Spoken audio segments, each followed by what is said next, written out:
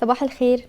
ازيكم عاملين ايه؟ يا رب تكونوا كويسين وبخير. وحشتوني جدا جدا من الفيديو اللي فات. النهارده بقى في الفيديو ده قررت ان انا اشارك معاكم النايت فلوج او فلوج مسائي، بما ان دايما يومي بيبدأ بعد العشاء تقريبا. فقررت ان انا اشارك معاكم كام حاجه كده من الحاجات اللي انا عملتها اليوم ده وانزلها قبل المدرسه، لان زي ما انتم عارفين في المدارس ما بعرفش ان انا اصور ولا انزل اي حاجه خالص. فبصوا بقى، انا كان بقالي كتير قوي بصراحه ما دخلتش المطبخ، وانا دايما كل فتره كده بحب ان انا ادخل المطبخ اعك في اي حاجه، اجرب حاجات جديده، او بمعنى اصح يعني حاجات ماما ما جربتهاش قبل كده فهجربها انا. فكانت الضحيه النهارده البطاطا، وللاسف كانت بطاطا بيضه مش بطاطا حمراء. ليه بقى للاسف؟ لان كل الوصفات اللي شفتها كانت بالبطاطا الحمراء، ومع ذلك انا جربت بالبيضه علشان ما كانش عندي غيرها. المهم عملت زي ماما بيعملوا بالظبط، غسلتها كويس وقشرتها وقطعتها. بعد كده هبدأ اقطعها، بحاول ان كل القطع يكونوا قد بعض علشان تستوي نفس التسوية. وطبعا انا بهبط، اعتقد كده تمام. وطبعا الحمد لله كنت عامله حسابي، ولما جيت اجرب جربت في كميه صغيره تحسبا يعني لو حصل اي حاجه. بصوا، انا شفت طرق كتيره قوي ليها. في ناس بتسلقها من غير ما يحطوا ميه، وفي ناس بتسلقها وهم بيحطوا ميه، بس انا بصراحه مش مقتنعه ان في حاجه ممكن تتسلق من غير ميه. فهحط نقطتين ميه كده ونحطها على النار بقى لحد ما تتسلق. دلوقتي بقى هنحط السمنه. هو المفروض يتحط زبده او سمنه بلدي عادي، فانا هحط سمنه بلدي، وهي كده كده هتسيح بسخونيه البتاع ده البطاطا.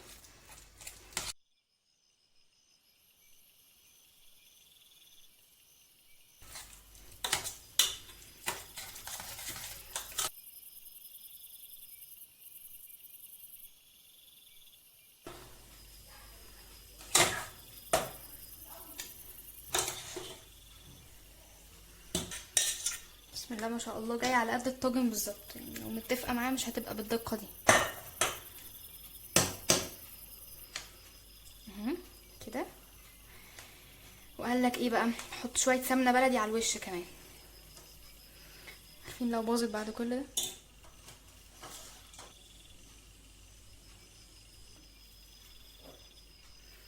وبس كده، وتدخل الفرن بقى وتطلع من الفرن بقى، وده يبقى شكلها.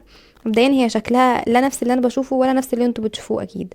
معرفش هي ما خدتش وش ليه مع اني سبتها فتره طويله في الفرن، بس النقطتين دول بس هم اللي اتحمروا. المهم، السؤال هنا بقى للناس اللي جربت الوصفه دي قبل كده، هل ده القوام المظبوط للبطاطا الحلوه، ولا انا استعجلت عليها وكان المفروض اسيبها فتره اطول في الفرن؟ والله يعني هي تجربه لذيذه، يعني كلها مشويه عادي يا جماعه، يعني مش اعلى حاجه، يعني ما اعتقدش ان انا ممكن اجربها تاني، بس يعني تجربه حلوه لذيذه، يكفينا شرف المحاوله.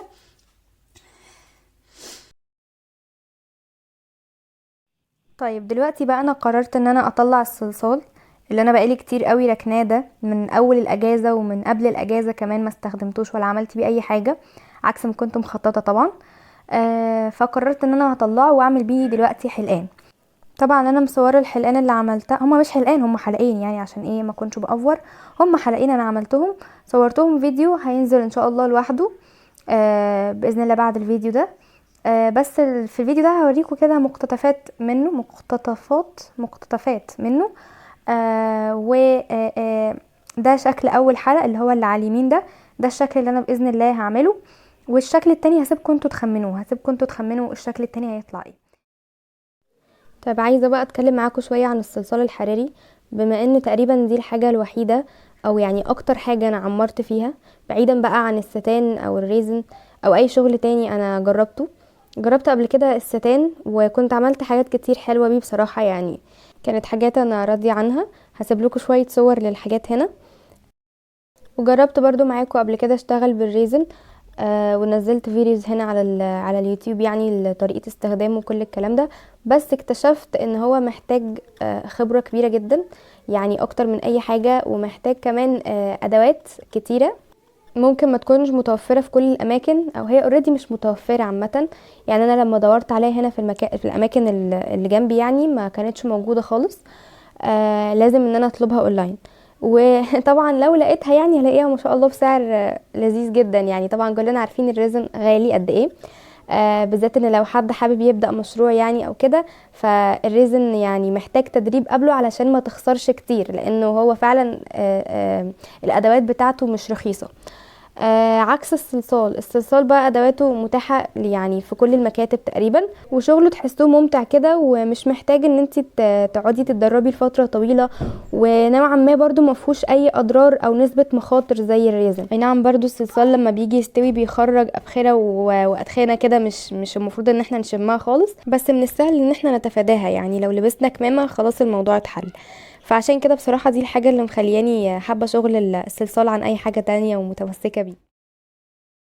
فبس كده، واستنوا بقى الفيديو اللي جاي هتلاقوا فيه الشكلين، الشكل اللي انا عملته دلوقتي معاكم والشكل التاني اللي انتوا هتخمنوا هو ايه. وكمان في الفيديو اللي جاي برضو هقول لكم لو الشكل او الصلصال اتقطع معاكم او في خدش كده ازاي تصلحوه، بدل ما ترموا الحلق كله او بدل ما ترموا الشكل كله، هقول لكم تصلحوه ازاي او انا صلحته ازاي، يعني لان دي كانت اول مره تحصل معايا، والحمد لله يعني مبسوطه ان انا صلحته وما رميتهوش. فبس استنوا الفيديو اللي جاي. ودلوقتي بعد العك اللي انتوا شفتوه في اول الفيديو ده، اللي انا حاسه ان انا عملت الطريقه غلط اصلا، نختم بقى بالساندوتش المقرب لقلبي، الجبنه الرومي استايحه.